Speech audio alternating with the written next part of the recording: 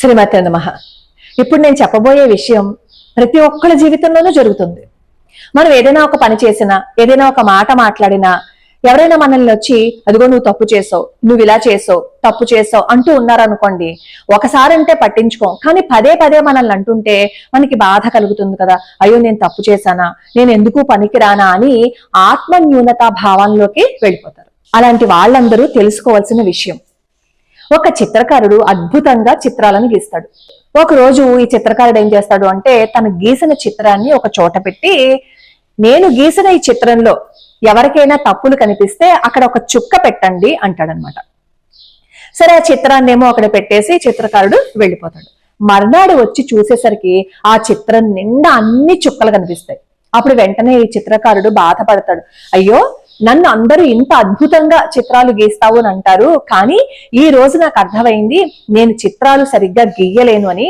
నేను నిజంగానే బాగా గీసి ఉండుంటే ఇన్ని చుక్కలు వస్తాయా అని చెప్పి బాధపడి ఇంకెప్పుడు నేను చిత్రాలు గీయకూడదు అని చెప్పి అనుకుని ఇంక అప్పటి నుంచే చిత్రాలు వేయటం మానేస్తాడు అనమాట. ఒకసారి ఈ చిత్రకారుని చూడడానికి స్నేహితుడు వస్తాడు. వచ్చి అన్ని మాటలు మాట్లాడుకుంటారు కదా, మంచి చెడ్డ. అలా మాట్లాడుకుంటున్నప్పుడు స్నేహితుడు అడుగుతాడు, నువ్వు ఇదివరకు చిత్రాలు గీసేవాడు కదా, ఇప్పుడు ఎందుకు మానేశావు అని చెప్పి అడిగితే ఈ చిత్రకారుడు జరిగిన విషయాన్ని స్నేహితుడికి చెప్తాడు. అప్పుడు స్నేహితుడు ఏం సలహా ఇస్తాడు అంటే, నువ్వు మళ్ళీ ఒక చిత్రాన్ని గీ, కానీ ఈసారి ఏం చేస్తావు అంటే, నీకు ఈ చిత్రంలో ఏవైతే తప్పులు అని అనిపిస్తున్నాయో వాటిని సరిచేసి పక్కన గీసి ఈ పేపర్ మీద వెయ్యండి అని చెప్పి అక్కడ బోర్డు రాసి పెడతాడు. మర్నాడు వచ్చి ఆ చిత్రాన్ని చూస్తాడు చిత్రకారుడు. కానీ ఈసారి ఆశ్చర్యం, ఆ పేపరు తెల్లగానే ఉంటుంది. ఎవ్వరు ఒక్క సవరణ కూడా అక్కడ చేసి మళ్ళీ ఆ చిత్రాన్ని గీయలేదన్నమాట. ఇదే విషయాన్ని స్నేహితుడితో చెప్తాడు. నేను ఈసారి చాలా అద్భుతంగా గీశాను, అందుకే ఎవరూ కూడా నన్ను తప్పులు ఎంచలేదు అంటాడు చిత్రకారుడు. అప్పుడు స్నేహితుడు చెప్తాడు, నువ్వు ఆ రోజు కూడా చిత్రాన్ని చాలా అద్భుతంగా గీసావు, ఇప్పుడు కూడా చిత్రాన్ని చాలా అద్భుతంగానే గీసావు, కానీ జరిగింది ఏంటంటే అక్కడ తప్పులు ఎంచండి అని అన్నందుకు అందరూ నీకు అక్కడ చుక్కలు పెట్టేశారు, ఇక్కడ తప్పును సవరించండి అని చెప్పి రాసావు కాబట్టి ఎవరూ సవరించి అక్కడ రాయలేదు. అదొక్కటే తేడా, నువ్వు చాలా అద్భుతంగా గీస్తావు, ఎవరి మాటలు పట్టించుకోకుండా నీ పనిని నువ్వు చేసుకుంటూ వెళ్ళిపో అని చెప్పి స్నేహితుడు చెప్తాడు.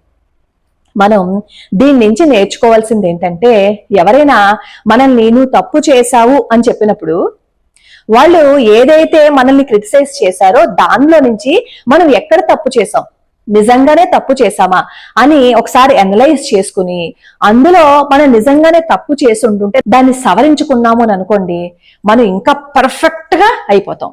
కానీ వాళ్ళు తప్పు తప్పు అంటున్నారు కదా అని మనం చేసే పనిని మధ్యలోనే ఆపేసి వెళ్ళిపోయాము అని అనుకోండి, మనం ఏదైతే మొదలు పెట్టాలి అని అనుకున్నామో ఆ మార్గాన్ని మన మధ్యలో వదిలేసి వెళ్ళిపోయినట్టే కదా. అప్పుడు మనం ఏమైనా సాధించగలమా? కాబట్టి ఎవరైనా నిన్ను ఎంచుతున్నారు అంటే అందులోంచి మంచిని తీసుకుని నిన్ను నువ్వు కరెక్ట్ చేసుకోవడానికి ప్రయత్నించు.